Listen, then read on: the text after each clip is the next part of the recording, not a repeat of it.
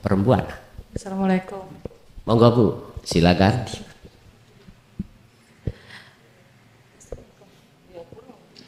Permisi sebelumnya. Assalamualaikum warahmatullahi wabarakatuh. Permisi sebelumnya, bolehkah saya menanyakan di luar dari teks ini atau? Nggih, monggo. Silakan. Saya mau menanyakan tentang apa hakikat Allah yang sebenarnya? Apa hakikat Allah yang sebenarnya? Dan untuk menghilangkan akunya tadi itu Gus Pundi. Dan untuk cara Menghilangkan akunya yang tadi. Oke. Matur nuwun Gus, jawabannya. Assalamualaikum. Waalaikumsalam. Hakikatnya Allah itu yang bagaimana?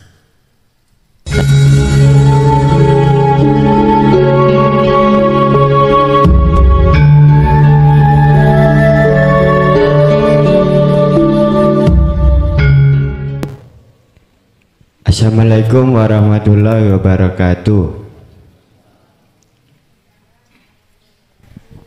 Mohon maaf Gus, sebelumnya saya mau tanya, Nur Muhammad itu yang mana dan Nurullah itu yang mana? Mohon penjelasannya Gus. Sekian, terima kasih. Wassalamualaikum warahmatullahi wabarakatuh. Waalaikumsalam warahmatullahi wabarakatuh. Proses innalillahi dari hidup yang kumaksud bukan sifat loh, ini maksudnya ya, ini turun namanya Nur Muhammad. Dari kacamata hakikat, Nur Muhammad adalah wiji kang dumadi saklebete urip, sesuatu yang terjadi di dalam hidup.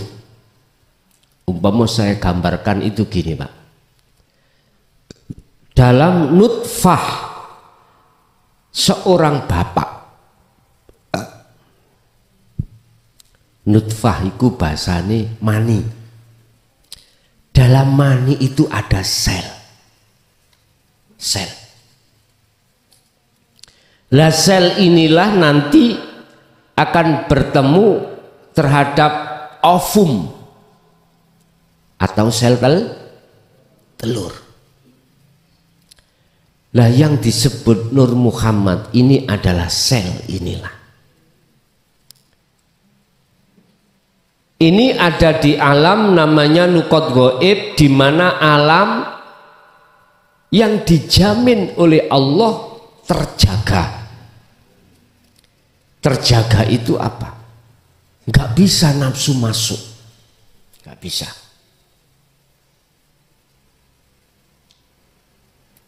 Setelah ada satu perjanjian dari Allah, ini setiap diri kita loh, proses diri kita.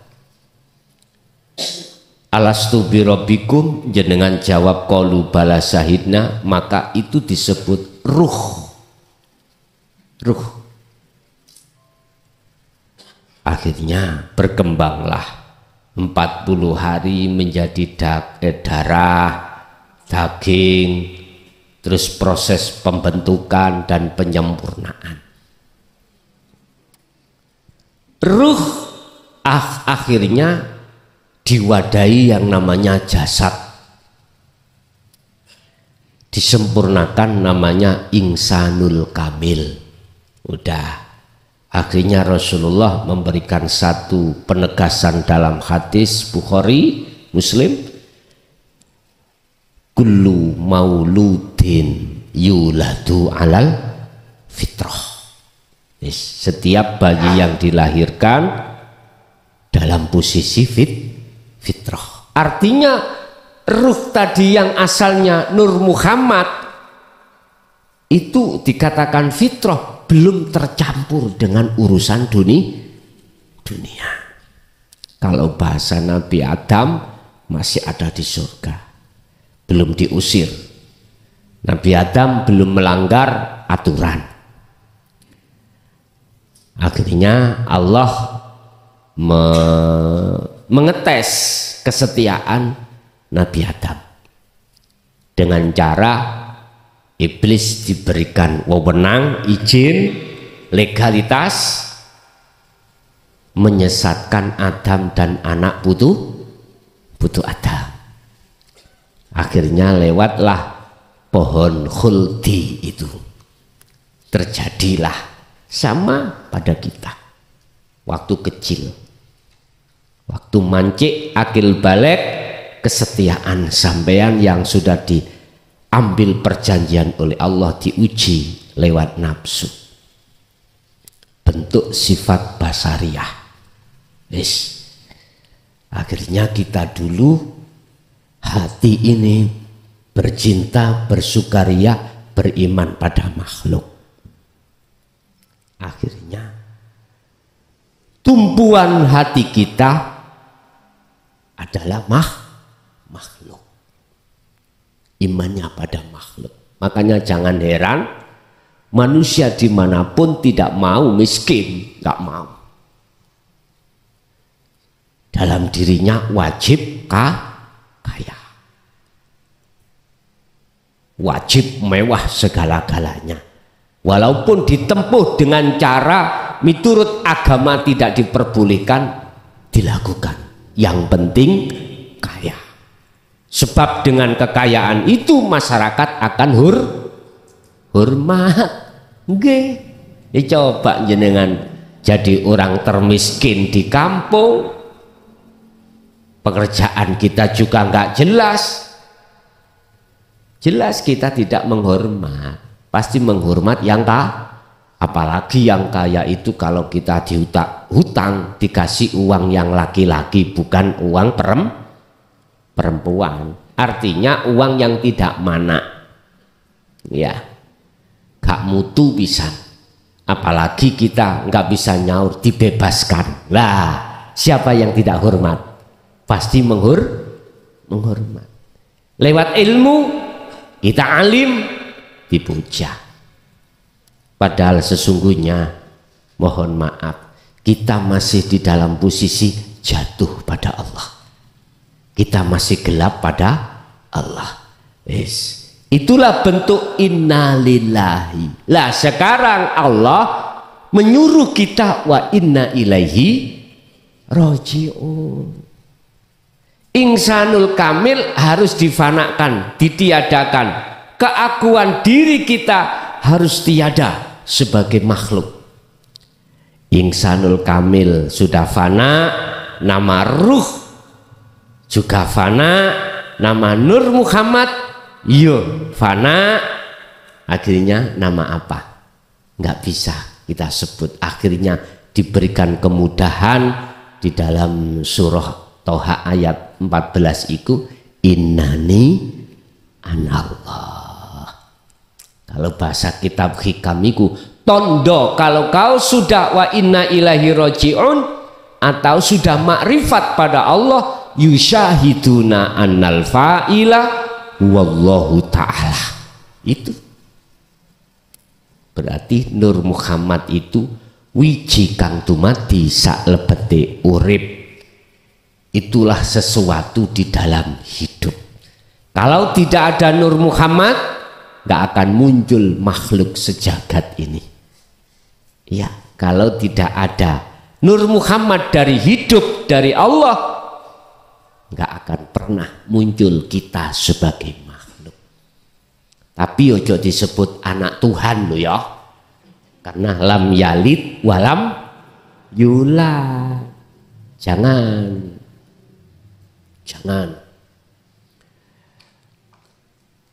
Memang kalau kita sudah masuk di dunia tasawuf, koyok-koyok syirik, koyok-koyok. Tapi sebetulnya itu justru akan membenahi ruhaniyah kita yang selama ini kita itu syirik pada Allah, menyekutukan pada Allah.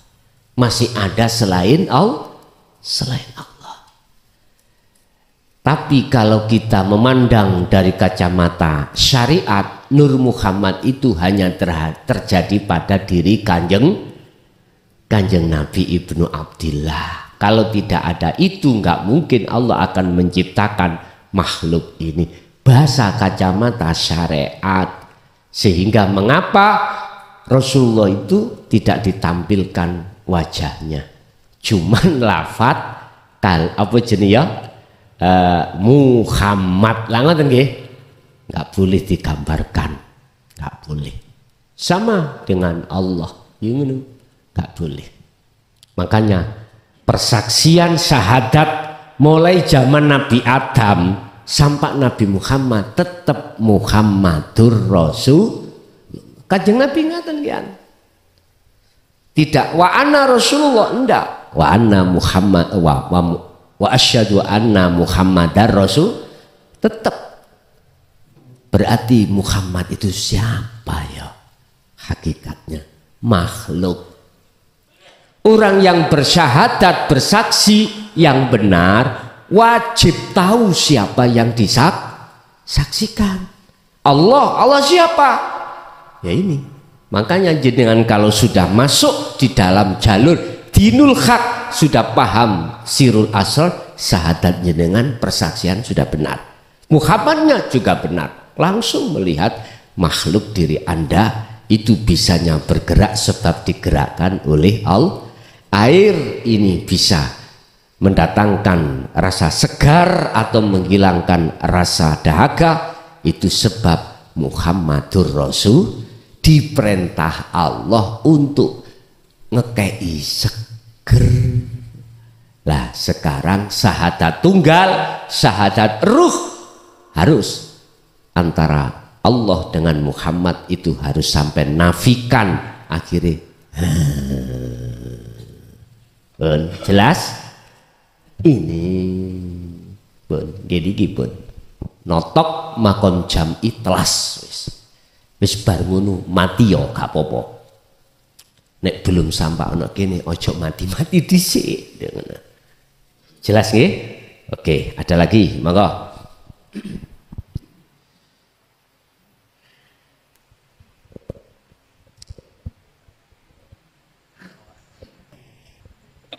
Assalamualaikum warahmatullahi wabarakatuh. Badhe nderek tanglet nerusaken babagan masalah Nur Muhammad kali Nurullah. Napa kok agak dikeraskan Pak? Babakan Nur Muhammad kali Nurullah niku wau lho Gus. Oh, nggih nggih. Nurullah dereng nggih. Pun. Nah, nek pemahaman kula niku Nurullah itu ibaratnya al-batin. Ibarat al-batin. Kalau Nur Muhammad itu adz-dzahir. Oh, ngoten. Apa benar apa salah? Sampun?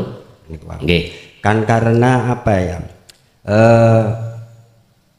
Seperti saya orang awam ini memaknai Nur Muhammad itu harus wujudnya itu wujud yang bisa terlihat lah dalam angan-angan kita itu. Wujud kayak, zahir. Iya, kayak wujudnya lampu atau apa itu. Karena Nur Muhammad ini sangat berkaitan dengan wujudnya penciptaan alam semesta ini, Gus. Jadi apa ya?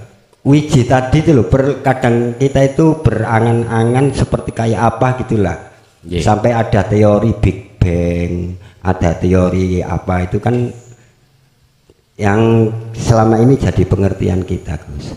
Mohon dijelaskan kembali. Assalamualaikum warahmatullahi wabarakatuh. Waalaikumsalam warahmatullahi wabarakatuh. Siapapun boleh berpendapat miturut keyakinan masing-masing.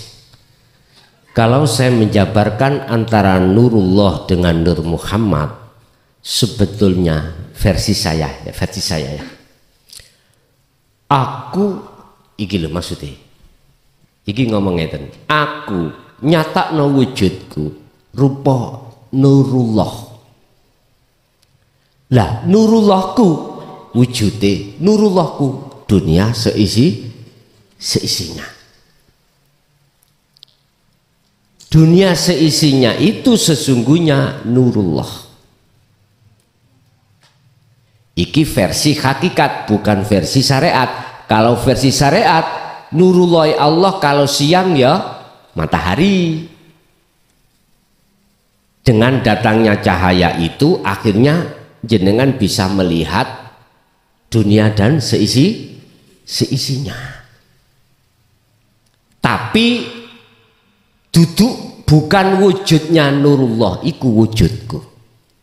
Saya ulang, aku gini, biar dikenal oleh hambaku, tak wujudkan secara dohir yang disebut nurullah. Lah, wujudnya nurullah adalah dunia dan seisi, berarti makhluk. Sehingga di dalam syariat itu memakai dalil adanya dunia seisinya menandakan adanya Allah. Karena di mana ada yang diciptakan mesti ada yang itu keyakinan kita ketika saat di syariat. Masih memandang nurullah ini, memandang makhluk itu ada sebagai tanda adanya Allah.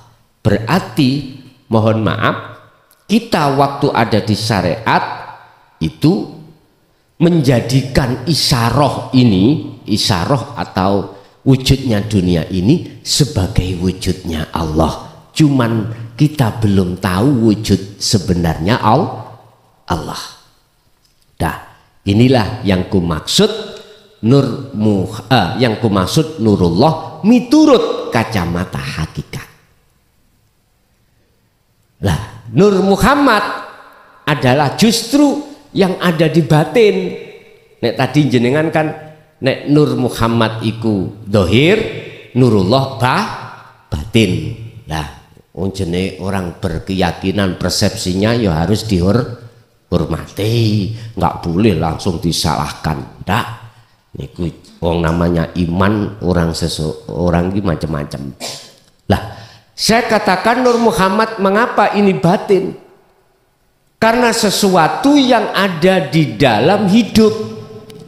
Sebab tanpa hidup, tanpa Nur Muhammad, batin itu tak akan muncul Muhammad. Jadi wujudnya Muhammad iku sanepa wujudnya Nur Muhammad. Atau Muhammad ini dohir disebut nurullah, iku perwujudan dari Nur Muhammad. Lah, Nur Muhammad perwujudan dari hidup. Iki nek diproses asal muasal loh Pak ya. Tapi iki nggak masuk ilmu syariah. Ini masuk di dalam ilmu hakikat.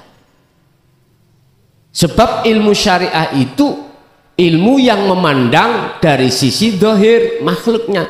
Ilmu hakikat memandang dari sisi batin atau hidup itu sendiri.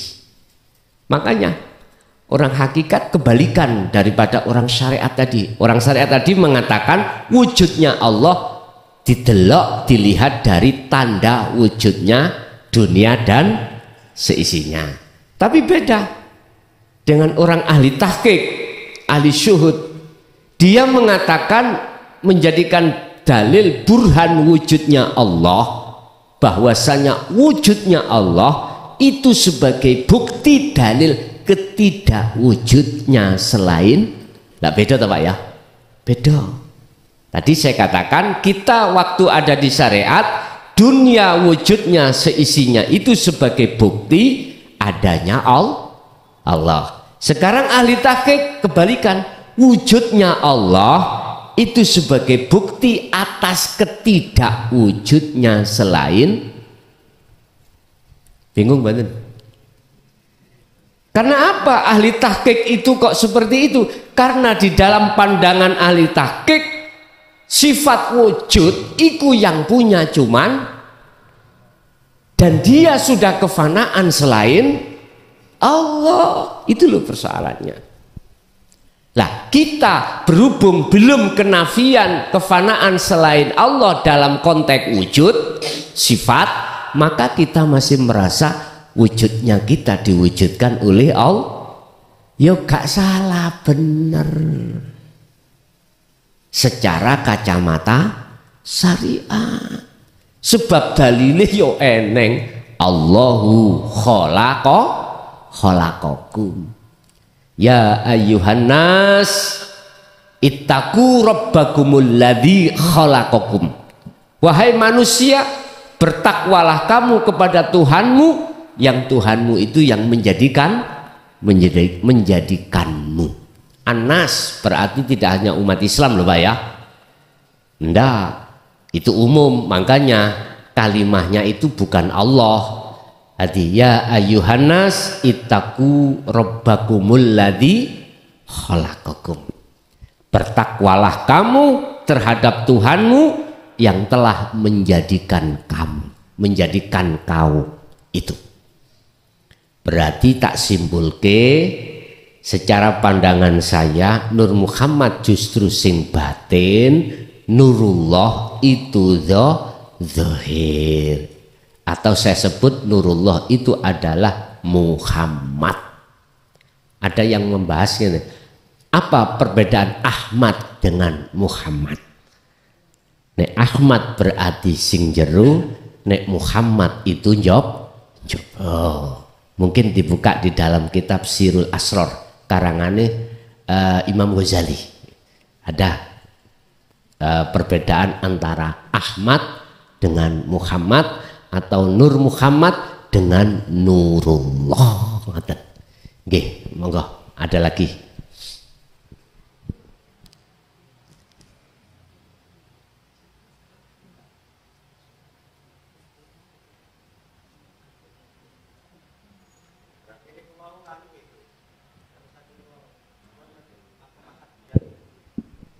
Pripun? Ngeten. Makom ahadiyah itu adalah makom proses kita menjadikan satu dari banyak. Itu makom ahadiyah. Lah, makom ahad berarti sudah banyak, itu sudah hilang menjadi ahad. Kados ngeten. Ahadiyahkanlah semua apa yang ada pada diri makhluk. Berarti kita harus mandang hidup aja, jangan mandang makhluknya. Jangan mandang makhluknya.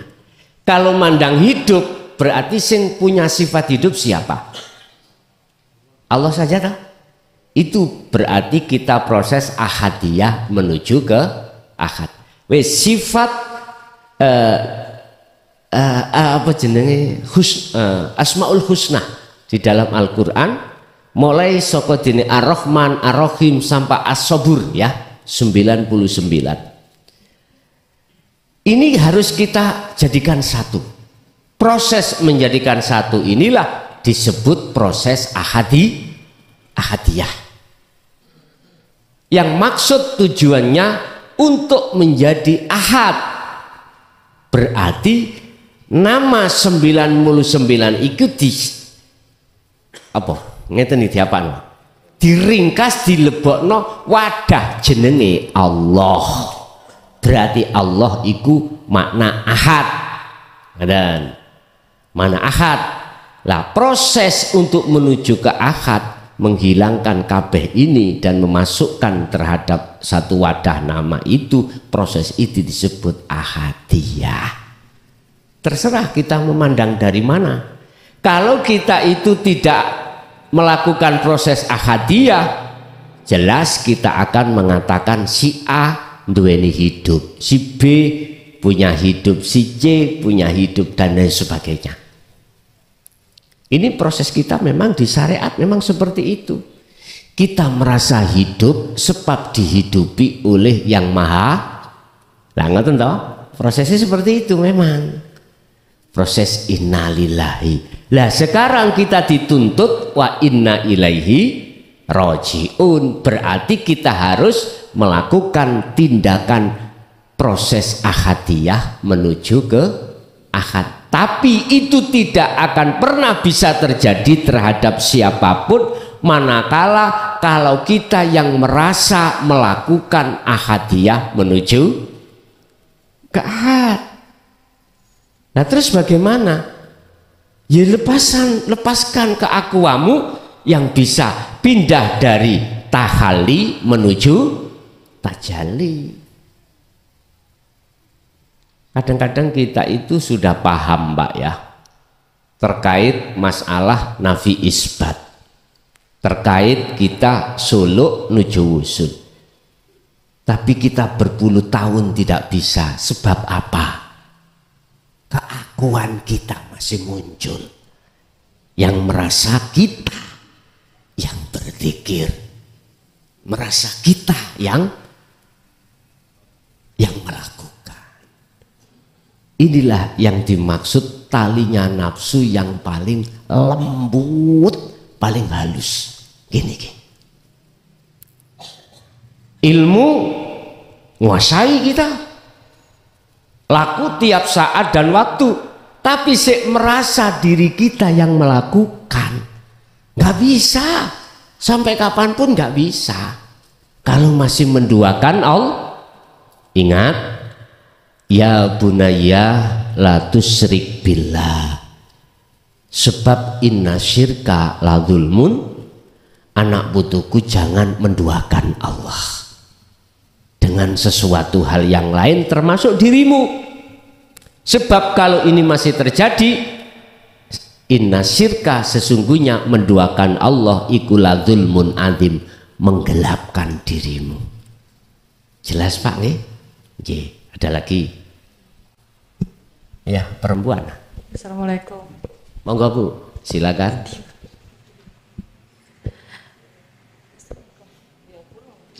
Permisi sebelumnya.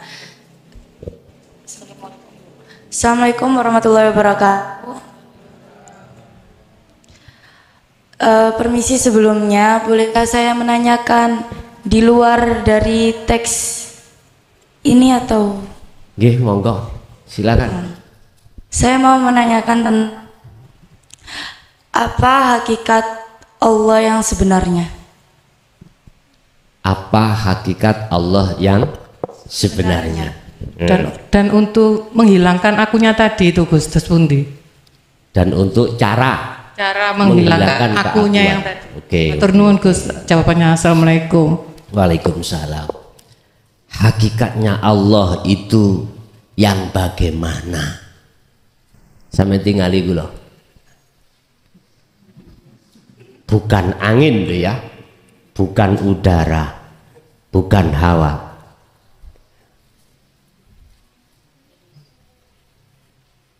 Nggak bisa aku jawab kecuali ini. Kalau saya istilahkan, huwaladzi khalaqakum, dialah yang menciptakanmu. Berarti kan masih ada dua. Ada yang menciptakan, ada yang diciptakan. Dan jenengan wajib kenal terhadap yang menciptakan jenengan. Lah, manusia terbagi menjadi beberapa tempat dalam hal kenal. Ada kenal hanya nama, oke, la ilaha illallah. Ada kenal pada sifat, la ilaha illallah. Ada kenal pada zat, la ilaha illa anta. Terus ada kenal pada af'al, penetapan, berarti la ilaha illa ana. Berbagai tahapan-tahapan yang harus kita lewati Pak Bu. Jadi kenal pada Allah tinggal kita memandang mana. Kalau dari kalimat tauhid la ilaha illallah, berarti kita sepanjang sejarah masih kenal namanya saja, belum bertemu hakikatnya Allah. Di sisi sejati ini yang memiliki nama Allah, nah, yang ditanyakan gitu, jawab saya sederhana. Al-Hadid ayat 3, mohon dilihat. Wal awwal wal akhiru wal zahiru wal batin. Idza sa'alaka ibadi anni fa inni qaribun. Muhammad, jikalau ada hambaku yang tanya tentang aku, fa inni, maka jawablah, sesungguhnya aku ikut dekat. Faqala aidan wa nahnu, aku, kata Allah yang sejati ngomong ngeten, bilang gini, wa nahnu aqrabu ilaihi min hablil warid. Aku iki lebih dekat daripada urat leher jenengan. Wis, sampean ngen-ngen dhewe. Sing dia biar gak munyer-munyer sampean tinggal. Ini.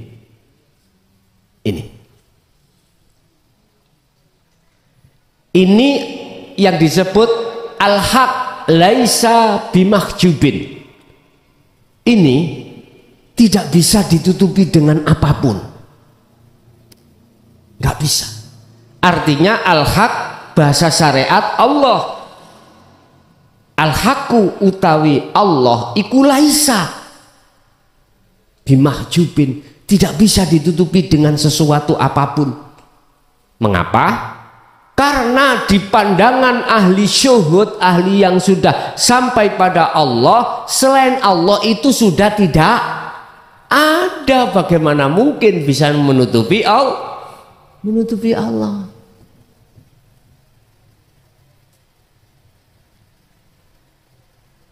Wa anta mahjubun. Sementara kamu itu manusia yang terhijabi. Dengan apa? Dengan dirimu sendiri. Makanya di dalam hadits qudsi Allah dawuh, man arafa nafsahu faqad arafa rabbahu. Kalau sudah kenal dirimu, berarti kau sudah kenal Tuhan. Yaitu maksudnya. Cara untuk menafikan bagaimana? Gini aja Bu, yang bisa menafikan itu cuman Allah. Secara teori keilmuan cukup jenengan itu mengasah dzikir sirul asrar di pos su'aul basiroh. Prakteknya apa? Apapun yang muncul pada diri jenengan atau orang lain, makhluk lain, hati jenengan harus sambung rasa menyang urip di situ. Artinya harus iman, yang berperan hanyalah Allah. Udah, itu sampean asah terus. Nanti Anda akan dinafikan Allah sendiri. Akhirnya sampailah pos kedua, ainul basiroh, melihat, bertemu. Udah. Nek sudah, kalau sudah di situ gendeng sampean, pasti gendeng. Artinya hati itu gila pada Allah, bukan gila pada selain.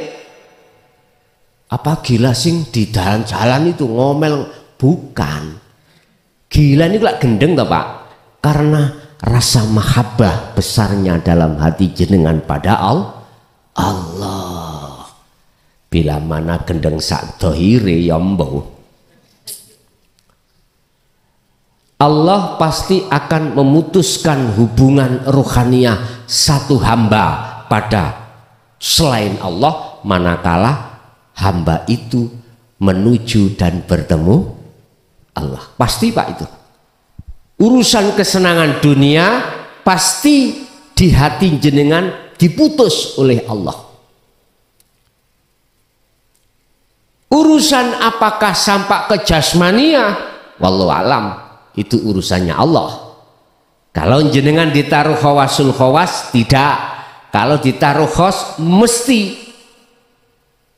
Aku sejak masuk di dalam ajaran Rasulullah dan mengamalkan, kok ekonomiku tambah merosot, tambah bangkrut. Memang gitu tah? Lagi, bon. Allah itu punya hitungan sendiri daripada kita nafsu.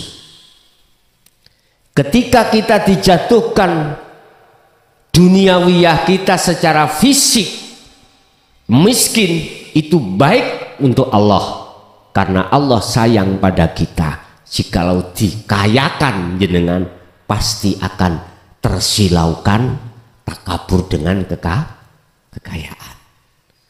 Si A, si B malah kebalikan. Cuman ruhaniyahnya yang diputus dengan duniawiyah, jasmaniyahnya tambah kaya, tambah mewah. Itu hitungan Allah karena kebiarin dunia, mewahin dunia yang bagaimanapun jumlahnya bagi si B tidak akan mempengaruhi ruhaniyahnya pada Allah. Itu Allah sendiri, makanya ada yang malah ditambah kaya, malah ditambah miskin. Miskin malah tambah miskin, tambah kiri. Jadi ibu, cara menafikan, yang menafikan sebetulnya Allah. Cuman secara sistem kita berkewajiban untuk selalu berzikir di dalam sirul asrar. Hanya itu. Nanti Allah sendiri yang membimbing panjenengan, yang memindah panjenengan, Allah sendiri. Lah, tanda-tanda kalau itu lepas keakuan kita, lepas lo ya. Dalam hati jenengan tidak merasa jenengan yang melakukan, tetapi Allah, akunya Allah yang melakukan. Itu tanda-tanda. Nah itu kadang ya entah berapa detik, entah berapa menit, entah berapa jam, di zona seperti itu urusan Allah. Lho Gus, kula ngetrapno iku malah rusak aturan syariat saya. Lah sing ngerusak sapa? Sing gawe rusak iku sapa? Kembali maneh lagi kepada akal kita dicabut oleh Allah, sing nyabut ya sapa? Sing jelas Allah itu punya hitungan sendiri terhadap hamba yang menuju dan bertemu kepada Allah. Ingat, siapa yang hatinya itu semakin mendekat bertemu pada Allah, maka semakin jauh hatinya terhadap selain Allah. Siapapun yang berjalan ke arah barat, maka semakin jauh arah timur yang ditinggalkan. Oke, ada lagi?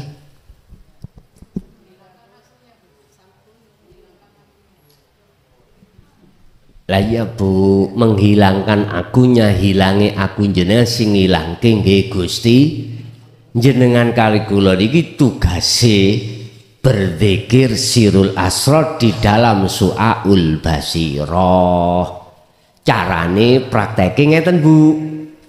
Apapun yang muncul dalam diri jenengan atau orang lain, hati sampean jangan beriman munculnya itu dari makhluk. Sampean harus berkeyakinan munculnya dari Allah. Lah Allah itu di dalam diri jenengan, di luar diri jenengan. Nggih.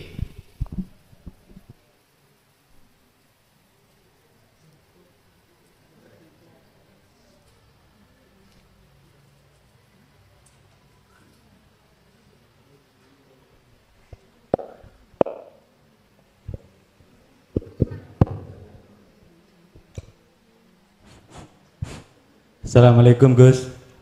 Izin bertanya, pengertian bertemu Allah itu gimana Gus?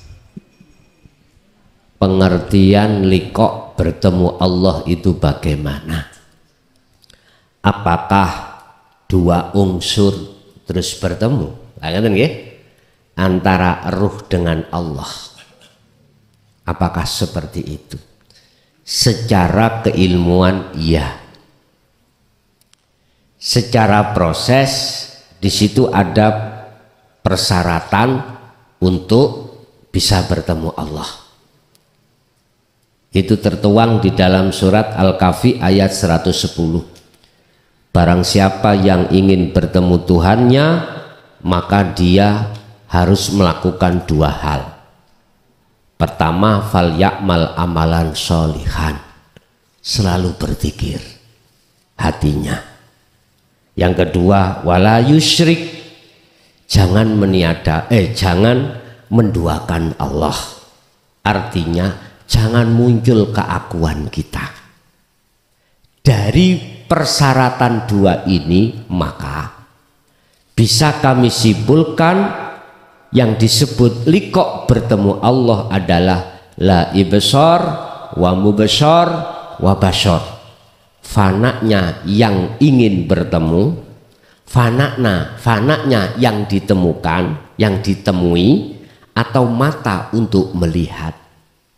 Semuanya fana, akhirnya disebut apa? Niki namanya bertemu. Bukan ini bertemu ini, enggak. Memang secara proses, secara bahasa syariat ngoten.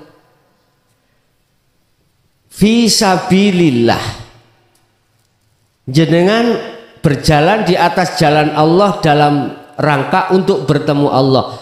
Ini kan ada dua, Pak ya. Ada dua. Tapi kalau yang disebut bertemu namanya ahad, tunggal, itu enggak ada yang lain. Enggak ada sebutan makhluk, enggak ada sebutan Allah. Enggak ada. Terus sebutan apa? Enggak bisa nyebut. Cara bahasa saya, cara Quran diulas di dalam surah Al-Anbiya niku ayat 25. Muhammad, aku tidak mengutus utusan sebelum kamu, termasuk dirimu. Semua rasul wajib membawa dan menjelaskan dan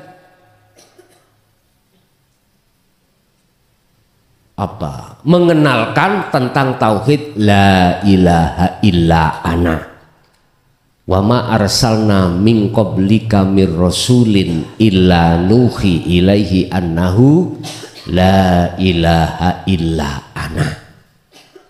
Sebab dengan begitu supaya fa'budun, supaya betul-betul bisa menyembah Allah. Fa'budun. Jadi inilah sebagai dasar saya, dulu Kanjeng Nabi itu juga membahas bab ini. Memahamkan, mengajarkan tauhid la ilaha illa ana maksudnya. Iya. Kalau tidak, gak mungkin Pak. Akan muncul surat Anbiya ayat 25. Munculnya wahyu ini menandakan bahwasanya di samping Rasulullah juga melakukan maksud daripada tauhid ini, juga mengajarkan terhadap para sahabat. Udah. Ini keyakinan saya, kalau Rasulullah menyampaikan, kalau tidak, nggak mungkin wahyu ini akan tertera di dalam Al-Quran surat Anbiya ayat 25. Sebab ada makalah Pak memang yang mengatakan Rasulullah tidak pernah menyampaikan tauhid anta wa ana, hanya menyampaikan syariat saja, tidak pernah menyampaikan hakikat makrifat. Nggih, mohon maaf, bukan saya menyalahkan, tapi saya kurang sependapat. Hanya itu. Sebab dengan adanya muncul tertera di dalam Al-Quran, menjelaskan wahyu ini jelas tidak dikorupsi oleh Rasulullah. Menjelaskan, membuktikan bahwasanya ini juga disampaikan oleh Kanjeng Nabi. Jadi maksud bertemu sudah tidak ada nama ruh, tidak ada nama Allah. Tidak ada nama mata untuk melihat, nggak ada. Terus nama apa? Itu tadi disebutkan laisa kamislihi syai'un.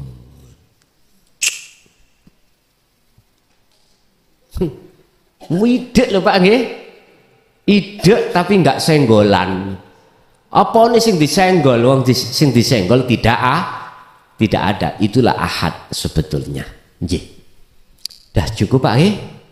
Wis nggih, ngapunten ingkang kathah, matur suwun atas segala atensinya yang masuk di majelis ini awalan sampai akhir.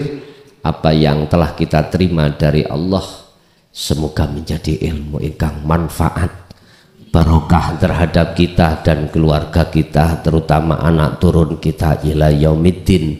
Lahumul Fatihah.